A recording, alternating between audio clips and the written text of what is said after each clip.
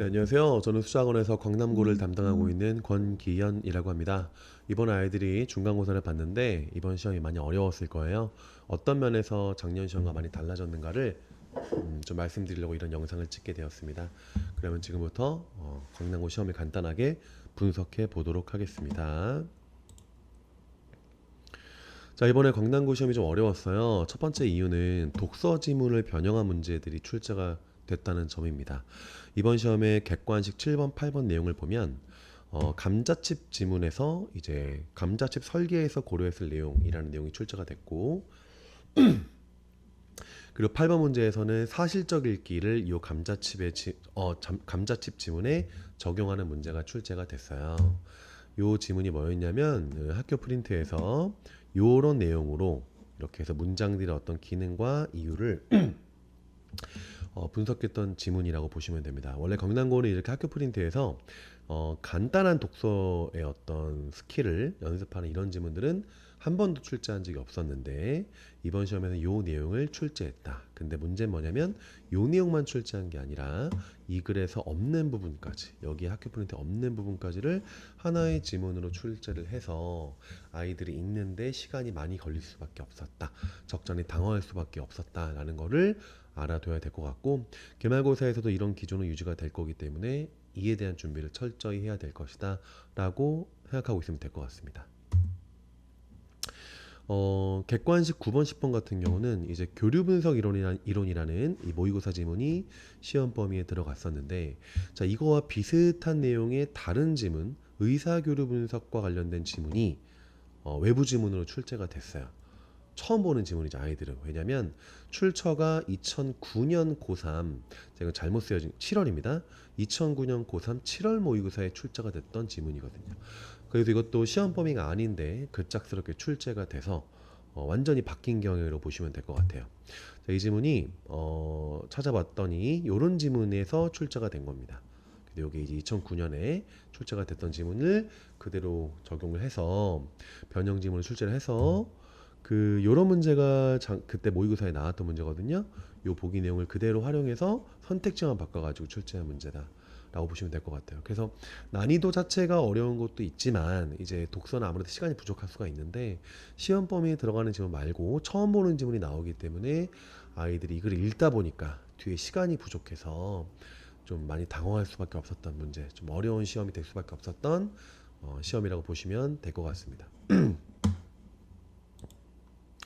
두 번째는 독서 지문의 보기를 변형하는 문제예요. 이것도 좀 달라진 경우인데, 예를 들어 2022년 이번 시험에 객관식 18번 같은 경우는 환경오염 규제 방식 요런 지문이 출제가 됐어요, 시험에. 자, 원래 이 문제는 요런 보기가 출제가 된 겁니다. 예, 근데 이 내용을 완전히 바꿔서, 비슷하게 바꾼 게 아니라 완전히 바꿔서 배출권 거래 제도라는 또 다른 내용으로 완전히 변형시켰기 때문에 또 아이들이 이렇게 변형된 보기를 읽어야 된다면, 물론 난이도도 있겠지만 이제 또 읽어야 되는 시간이 필요하기 때문에 시간이 많이 걸릴 수밖에 없었다. 아무래도 이번 시험은 내신 범위를 꼼꼼하게 준비한 것도 중요한데 기본적인 수능 독서 능력이 좀 많이 필요했던 시험이라고 보시면 될 것 같습니다. 그 다음 문제는 객관식 2번에 출제가 됐었는데요. 자, 스마트폰 위치 추적이라는 지문이 있었는데 원래 이 시험의 보기는 이런 내용이었습니다. 그래서 작년, 재작년에도 이런 내용으로 그냥 그대로 써서 선택지만 바꿔서 출제를 했었는데 이번 시험에서는 아예 보기 내용을 저 터널을 통과하는 차량 속 스마트폰 위치 추적으로 바꿨기 때문에 아이들이 다시 한번 이 보기 내용을 다시 한번 읽고 이해를 하고 풀 수 있어야 정확히 풀 수 있었던 시험이라고 보시면 될 것 같습니다. 어려웠어요, 문제 자체가.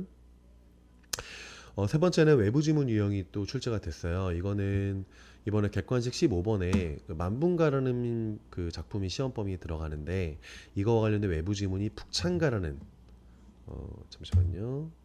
요런 지문이 처음으로 등장을 해서 이제 아이들이 처음 보는 작품이라서 독서 시험 범위에 문학이 들어가는 것도 생소한데 거기에 또 다른 외부 지문까지 출제가 돼서 아이들의 어떤 멘탈을 흔들 수밖에 없었던 그런 문제가 이런 경우라 보시면 될 것 같습니다. 자, 이번 시험의 가장 큰 특징이 요 세 가지고요. 작년과 비교했을 때 너무 많이 경영이 바뀌어서 아이들이 많이 당황했을 거예요. 그러니까 기말고사도 아마 이런 기조는 크게 바뀌지 않을 겁니다. 처음 보는 지문 나올 수 있고 문학이 들어간다 했을 때 외부 지문 또 나올 수 있고 보기 내용은 모두 다 새로운 내용으로 바꿀 거고. 그래서 기본적으로 아까도 말씀드렸지만 원래 가지고 있던 수능 독서 능력이 필요한 거는 당연히 맞고요. 이제 이번 시험에서는 그거와 더불어서 이제 시간 관리 차원에서 이런 처음 보는 지문들을 계속해서 반복해서 훈련하는, 그래서 시험 범위 내용과 연결될 수 있는 외부 지문들을 같이 훈련하는 자료를 통해서 준비를 제가 시킬 것이고, 그걸 통해서 기말고사에서는 이런 어려운 난이도의 독서 지문을 좀 준비할 수 있는 시험 대비 방법이 됐으면 좋겠습니다.